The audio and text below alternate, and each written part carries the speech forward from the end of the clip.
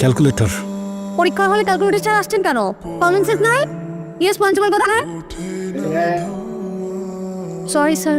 টাকা পয়সা তো চাই না, এমন বিহেভ করতে কিছু নাই, না দিলে বলেন দিবেন না, শেষ। এই যে শুনেন, আমি জি আপনার কাছে ফোন আছে, আমি একটা কল করতাম। ক্যাম্পাসে কি ফোন অ্যালাউড? সেটা আমি জানি। জিজ্ঞেস করতেছেন কেন তাহলে? জানেন না রুলস এন্ড রেগুলেশন? জানেন না খালি ক্যালকুলেটর আনলে হবে? আমি আসলে ঢাকার বাইরে থেকে পরীক্ষা দিতে আসছি, ভর্তি পরীক্ষা।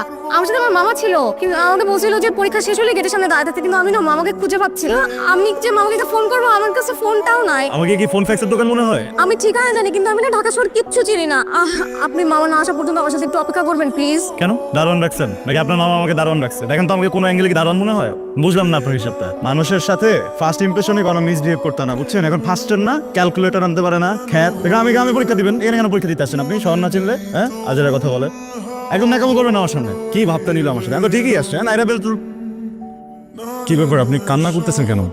দেখেন আমি আমি বলতেছি, আপনি না কান্না করুন না প্লিজ। আমি দুষ্টুমি করতেছিলাম।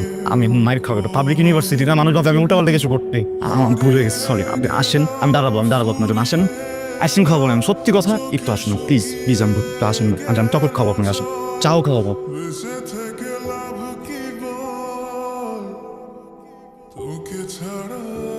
এর জন্য আমি ঢাকায় আসতে চাই না। ঢাকার মানুষজন একদম ভালো না, কোনো মায়া নেই দয়া নেই, নিষ্ঠুর মানুষজন। আপনি কি বামন কইতা? আপনি যখন পেটে ছিলেন আপনার আম্মুর, তখন কি নারী ভুজির ভিতরে পেঁচাই গেছিলেন? আপনার মনে তো প্যাচ কেন? আপনার মনটা খারাপ, এই জন্য আপনাকে এখানে নিয়ে আসছি। নিজে বাদাম ছিল আপনাকে দিতেছি, আইসক্রিম খাওয়াইলাম, এগুলোতে আপনার চোখে পড়ে না? আপনার মন ভরে না? আর কি করলে আপনার মন ভরবে বলেন আপনি আমাকে? সকালবেলা না মামা ওই দোকানটা থেকে এক কাপ চা এনে খাওয়াইছিল, তো মজা। জান না, এক কাপ চা নিয়ে আসেন। বাহ দেখাই দিলেন তো নিজেকে। আমি আপনার জন্য চা নিয়ে আসবো।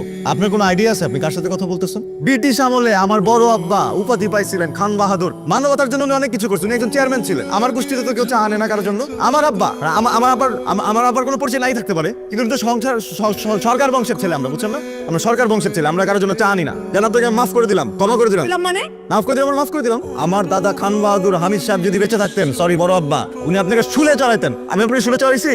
আপনি তো আসলে আমার পরিচয়টা জানতেন না তখন পর্যন্ত, যে আমি সরকার বংশের ছেলে। এখন জানছেন না, আর কোনোদিন বলবেন না, ঠিক আছে? যান আমাদের দুইজনের জন্য 2 কাপ চা নিয়ে আসেন। আমার তৃষ্ণা পাইছে চা খাওয়ার। কৃষ্ণ রফি চাষ নীল চাষগুলো এখনই বাংলার জন্য এই আমাদের স্বাধীনতা, এই আমাদের স্বাধীনতা কেউ। আপনি কি বললেন? কারে কি নরবিটাসকে? হ্যাঁ কিছু বলি নাই, কিছু বললে তো আমার শুলে চড়াস। একদম শুলে চড়া দিব। লাগবে না আমার চা, খাবো না আমি চা। সরি, দুষ্টুমি করতেছেন না। মানে এটা সত্য যে আমি একজন খান বাহাদুর মুহিব, এটাও সত্য যে আমি একজন সরকার বংশ, কিন্তু শুধু আপনার জন্য আমি চা এনে খাওয়াবো। আপনি ওনাকে কি এমন কথা বলছেন যে উনি এরকম খুশি হয়ে গেছে? আর আমি খান বাহাদুর না, ওকে একটা চাকরি দিয়ে দিছি। মানে আমি ওকে বলছি কি যে ওই যে ওইখানে যে আপুটা বসে আছে না, সে কিন্তু আসলে আপু না, ও কিন্তু তোমার মামু। মানে ও তো আমাকে মামা ডাক। আমি বলছি যে ওর সাথে আমার বিয়ে হবে কিছুদিন পরে, আমাদের বিয়েতে তো জিলাপি বানাবে, বোরহানি বানাবে, তো আমরা একটা সেগমেন্ট করবো যেখানে হচ্ছে গিয়ে চা বানাবে। হ্যাঁ, ওকে বলছি যে ওইখানে এসে তুমি চা বানাবা, ওই দায়িত্বটা তোমাকে দিব। তাহলে এরপর থেকে যেখানেই বিয়ে হবে সব জায়গায় ও চা বানানোর সুযোগ পাবে। ভালো করছি না বলেন? এটা বলে আপনাকে একটা কথা শেয়ার করি। কিছুদিন ধরে আমি মানসিক যন্ত্রণার মধ্যে দিয়ে যাচ্ছিলাম, আর তার মধ্যে আপনার সাথে দেখা, আপনার সাথে পরিচয় হতে পেরে খুব ভালো লেগেছে আমার। আমারও খুব ভালো লেগেছে। আপনি খুব চমৎকার একজন মানুষ। আপনিও খুব ভালো। আপনার সাথে আড্ডা দিতে প্রচন্ড ভালো লাগে আমার। আমার অনেক বেশি ভালো লাগে। আপনি যদি ওনাকে যা বলছেন, এটা সত্যি সত্যি যদি আপনি এরকম কিছু মেন করে থাকেন, তাহলে এটা ভুলে যান, কারণ আমার বয়ফ্রেন্ড আছে। আমরা শীঘ্রই বিয়ে করব। আমার ইউনিভার্সিটিতে অ্যাডমিশন হওয়ার পরে আমরা বিয়ে করব। আপনি সিরিয়াসলি নিয়ে নিয়েছেন ব্যাপারটা? আরে আমার তো নিজেরও গার্লফ্রেন্ড আছে। আমার গার্লফ্রেন্ড অনেক সুন্দর, আমার কাছাকাছি লম্বা।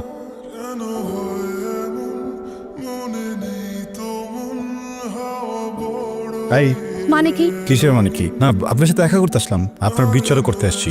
আপনি আমাকে মিথ্যা কথা বলছেন কেন? মিথ্যুক। আমি ক্লাসে ছিলাম, ক্লাসের মাঝখান থেকে দৌড়াই পর্যন্ত আসলাম। কোন ধরনের ফান্ডাম এটা? কি ব্যাপার বলেন তো? আমার পা ভাঙে না দেখে কি আপনি কষ্ট পাইছেন? পাটা ভাঙলে আপনার জন্য ভালো লাগতো? শোনেন, আপনাকে একটা কথা বলি, এই যে আমার পাটা যে যদি ভেঙেও যেত, আমি এতটা কষ্ট পাইতাম না। আপনি আমাকে মিথ্যা বলে এই বুকের ভিতরে যে কষ্টটা দিচ্ছেন। সুস্মিতা আমাকে সবকিছু বলে দিচ্ছে। প্রেম করতেন তাই না? ছেলেটা কষ্ট দিচ্ছে তাই না? কিন্তু আমি তো আপনাকে কষ্ট দিতে আসি নাই। আমার তো আপনার জন্য অনেক মায়া কাজ করে। কালকে না বললেন আপনার গার্লফ্রেন্ড আছে, তা আজকেই বলতেছেন আমার জন্য মায়া হয়? ওইটা তো আমি মান সম্মান বাঁচানোর জন্য বলছি। শোনেন, মানে আমি কি একটা হ্যান্ডসাম ছিল না? আমি যখন আপনাকে মনের কথা বলতে গেছি আর আপনি যখন সাথে সাথে আমাকে বললেন যে আপনার বয়ফ্রেন্ড আছে, আমি কি করবো? আমি তখন টেনশনে পড়ে গেছি, আমার মন খারাপ হচ্ছে না? আচ্ছা শোনেন, আপনিও কিন্তু কম না। আপনার চোখে যে এটা শোনার পরে পানি টলটল করতেছিল, এটা আমি দেখে ফেলছি, বুঝছেন? এখন স্বীকার করেন। আর কিছু বলবেন? অনেক কিছু বলবো, শুনবেন? একটু বলি, একটু শোনেন না। মানে আমি জানি যে এটা আপনার লাইফ, কিন্তু আপনাকে কিন্তু পছন্দ করার অধিকার আমার আছে, বুঝছেন? তেমনি আপনার যদি আমাকে পছন্দ না হয়, আমার প্রেম প্রত্যাখ্যান করার অধিকারও আপনার আছে। আমি আপনার এই অধিকার কখনোই আটকাবো না। এখন আপনি আমাকে বলেন, আপনি কি আমার প্রেম প্রত্যাখ্যান করতে চান? আমি সকল প্রকার অধিকার নিয়ে আপনার প্রেম প্রত্যাখ্যান করল। কি এটা? কফি। আমি কথা পাই না, থ্যাঙ্কস। ঠিক আছে, খেয়েন না। আমি যাই, পুরুষ মামার দোকানে চা খাবো। খান। আপনি দাঁড়াচ্ছেন কেন? ফাঁকি দরদান যান, ক্লাসে যান। যান, কালকে ক্লাস হচ্ছে। না নাই। তাহলে আপনাকে একটা সুযোগ দেই, কালকে সন্ধ্যা 6টায় মামার দোকানে আপনার অপেক্ষা করব। আপনি যদি আমার প্রেমে রাজি থাকেন তাহলে একটা লাল শাড়ি পরে চলে আসেন, যদি রাজি না থাকেন তাহলে আসতে হবে না। আপনি করেন অপেক্ষা, আমি এসবের মধ্যে নাই। আমি গেলাম ক্লাসে। শোনেন, কফিটা দিয়ে যান, ক্লাসমেটের জন্য নিয়ে যাব। কথা তো দিলাম অপেক্ষা করব, কিন্তু এই মেয়ে যদি না আসে কি করব? আমার এই দশা হইল কেন আজব? ও কি আমাকে জাদু করছে? এইসব পাগলামির কোনো মানেই হয় না। 7:15 বাজে, 7:30 পর্যন্ত দেখবো। এরপর যদি না আসে, এখান থেকে তো যাবো, এই মামার দোকানে আর কখনো আসবো না।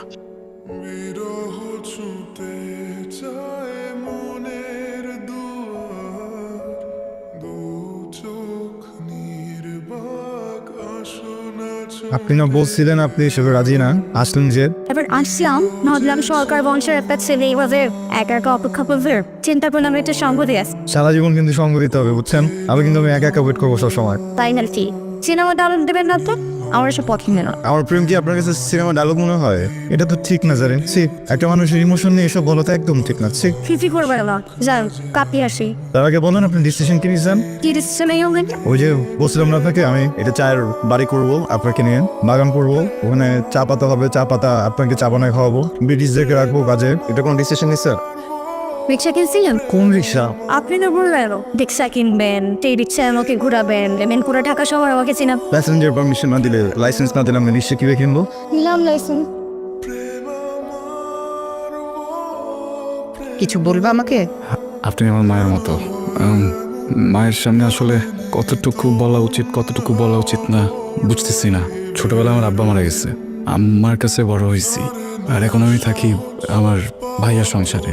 আমি যদি আমার ভাইয়ের সংসার থেকে এখন বের হই, পরের মুহূর্তে আসলে আমি কই যাব, কি করব আমার জানা নাই। কিন্তু আমি এটা জানি, আমি জারিনকে অনেক ভালোবাসি। এই মুহূর্তে জারিনকে বিয়ে করতে পারবে না? মানে তোমার বাড়ি থেকে কাউকে দিয়ে প্রস্তাব পাঠাতে পারবে? আন্টি, একটা ফ্যামিলি থেকে একটা মেয়েকে বিয়ে করে নিতে একটা যোগ্যতার ব্যাপার আছে। আমি এখন অতটুকু যোগ্য না। আমি তো আমার পরিবারকে চিনি। আমি যতই বলি, যতই কষ্ট পাই, ওরা রাজি হবে না। আমাকে 2টা বছর সময় দেন না, আমি যোগ্য হয়ে জারিনকে বিয়ে করব। মা, আমাকে কি 2টা বছর সময় দাও জানো মা? তোমার কথা আমি বুঝতে পারছি। জারিনের বাবা অসুস্থ, সেটা নিশ্চয় জানো। ওনাকে তোমার কথা বলেছিলাম, উনি ভীষণ রকমের জেদি মানুষ। কিছুদিন আগে ব্যবসায় টাকা লস করে স্ট্রোক করেছিলেন। এখন যেখানে বিয়ে ঠিক হয়েছে সেটা ওনার বন্ধুর ছেলে। দেখো বাবা মহিব, তুমি চাইলে জারিনকে নিয়ে পালিয়ে যেতে পারো। তোমরা এখন বড় হয়েছো, সিদ্ধান্ত তোমাদের। কিন্তু জারিন এমন কাজ করলেও বাবা বাঁচবে না, আর যদি বেঁচেও যায় তাহলে সারা জীবন জারিনের সাথে কথা বলবে না। আমি তো ওনাকে ভালো করে চিনি। একজন বাবার কাছ থেকে তার মেয়েকে কেড়ে নেবে,